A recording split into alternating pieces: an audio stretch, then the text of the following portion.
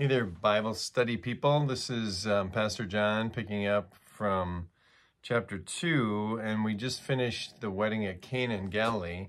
And now we move right into the temple in Jerusalem, where it's the Passover, and Jesus does a prophetic act where he cleanses the temple. So there's a lot to unpack in this little bunch of verses. We'll see how we get through it here. Verse 12 in chapter 2 of John's Gospel. After this, he went down to Capernaum with his mother and brothers and his disciples. There they stayed for a few days. So this is in between the wedding and then into the Jerusalem cleansing of the temple. They went from Cana, Jesus' mother and his brothers and disciples. They go to Capernaum, which is on the Sea of Galilee, kind of the main town there where most of the disciples were actually from. And so it's kind of like their hometown area, friendly territory. So they're hanging out there for a few days. And then in verse 13 it says, when it was almost time for the Jewish Passover, Jesus went up to Jerusalem. Jewish Passover, John refers to things about the leadership as the Jews. And here he's specific to say the Jewish Passover. This is one aspect of John's gospel. He often uses this title for things using the word Jewish, and we'll just hear that again and again. But the thing about the Passover was that this was the big festival, the big celebration in Jerusalem, the biggest one of the year. And Jerusalem would have been really crowded. The temple would have been crowded with people. It was like kind of what you imagine the Hajj to be when the Muslims go to Mecca and they do their pilgrimage there. And, seeing the people going around the Black Stone. I'm just forgetting what that's called right now. I think Al-Kaaba. And it would be a lot like that, actually, to imagine the people there. Although they would have been doing sacrifices. So there would have been people buying animals, trading money. That was the one thing. You couldn't use your Roman money to buy a sacrificial animal. You had to trade your money with the money changers, and then you had to use clean money, clean temple money to buy your animal and then give it to the priest to sacrifice it. So it was pretty much an assembly line by Jesus' day, I think, where the temple, the priests and the Sadducees, the people who controlled the temple, so they brought in the animals, right? They probably had a deal there. And then they had the money changing where they had a deal there. You had to buy the animal. Then the priest would take it and sacrifice it. And then they were selling the animal on the other side of things to butchers and other people who were taking the meat. So they would burn some of the sacrifices, but not all of them. So it was really a money-making operation on the temple. You can understand why Jesus is performing this act. And the priests had a lot of power. The temple and worship at the temple was the central thing of the Israelites and the Jewish people from way back when they had the Ark of the Covenant. Moses had that. He came out. They had the tabernacle, the tent of meeting. And then when David built the temple for the Lord, it became central in the worship life of the Israelites. And this is before they had the scriptures, before they had Pharisees and rabbis interpreting the scriptures. They had the priests in the temple and the sacrificial kind of practice. So this is all what's happening here, but it's big business. And Jesus comes in here to at least do a prophetic act, to have a critique of what's going on here, like the prophets did that. The prophets would critique this in their writings and in their prophecy kinds of declarations. So let's get into it.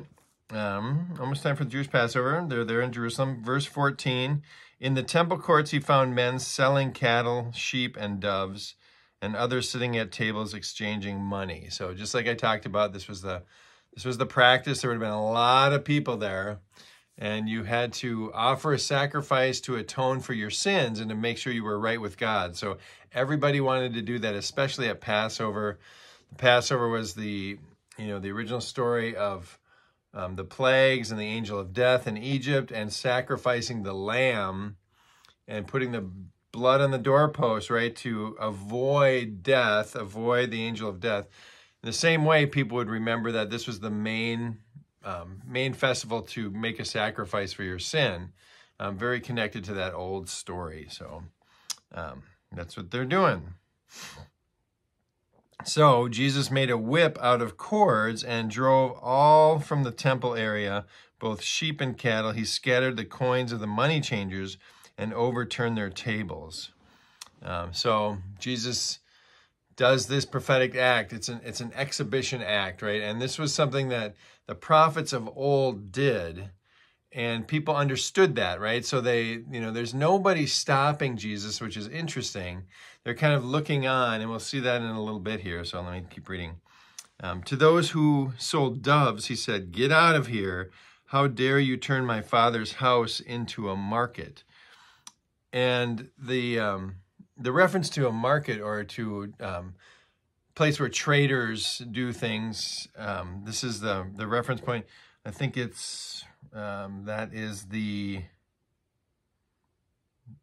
shoot, did I lose it? I'm pretty sure it's a Zechariah. So there's a Zechariah 14 at the end of Zechariah, the minor prophet Zechariah. He talks about 14:21. He talks about that there would no longer be traders, like people who trade, right, goods, not like Judas, but trading in the temple when the Messiah comes. That's kind of his prophecy. So Jesus references that prophecy there.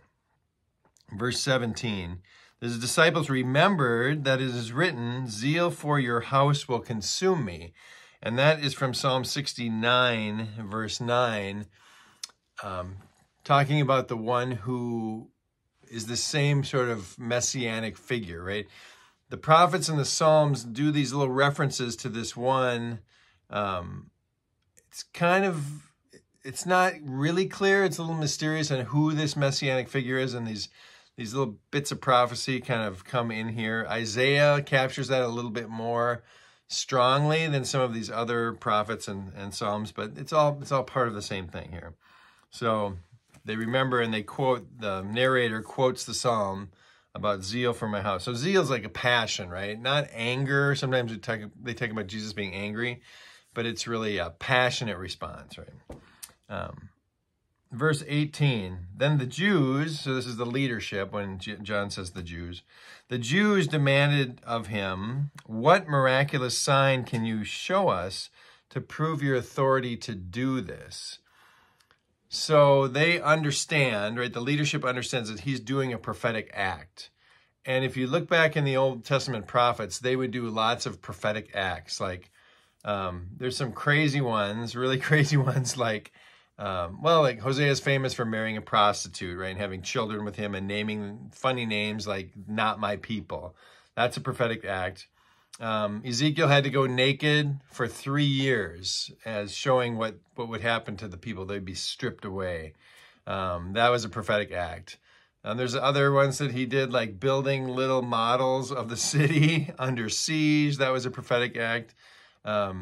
Jeremiah, his wife died and he was supposed to show no remorse. That was also a prophetic act. So lots of strange prophetic acts in the Old Testament. There's some temple kind of cleansing acts that are done by the prophets as well. And Jesus is doing that. They recognize that he's doing something like this, that he's showing himself to be a prophet. And they ask, where do you get the authority to do this, right? Show us another sign to prove that you have the authority or power to do this. And Jesus answers them in Jesus fashion, which is with a kind of a riddle of an answer. He says, "Destroy this temple and I will raise it again in 3 days." And of course, we know that he's talking about the temple of his body, right? And that he will rise from the dead 3 days after his death. But they take him literally, and this is typical of John too. A little bit of humor too. John's always bringing a little bit of humor under the surface there, with this kind of redirect symbolism on the temple of his body and the temple of the physical temple. And the Jews replied, "It has taken 46 years to build this temple, and you are going to raise it in 3 days?" So they have no nuance here, right? That's kind of the funny part of it. They're just straight. And it gives us a little timestamp from John, 46 years. We know the temple was begun by Herod the Great in 18 BC. And so this would have made Jesus about in the year 27 AD is that 46-year time. So Jesus is about 30 years old, and we know by the calendar that he was born in about 4 BC, around that time when Herod died. So that's kind of our timestamp there. And then in 21, the narrator tells us, John tells us, the temple he had spoken of was his body. Okay, if you missed it, that's what he's talking about. And after he was raised from the dead, verse 22, his disciples recalled what he had said. So this is a kind of a regular repeating of how the narrator speaks, that the disciples remembered, right? And John, the beloved disciple, is the one writing it, so he could, qualify himself by being that disciple. And then they believed the scripture and the words Jesus had spoken. So the believing is the important part. Every miraculous sign or miracle is done in John for the point of getting others to believe. It's not really done for the miracle itself as much as it is to bring faith out of people.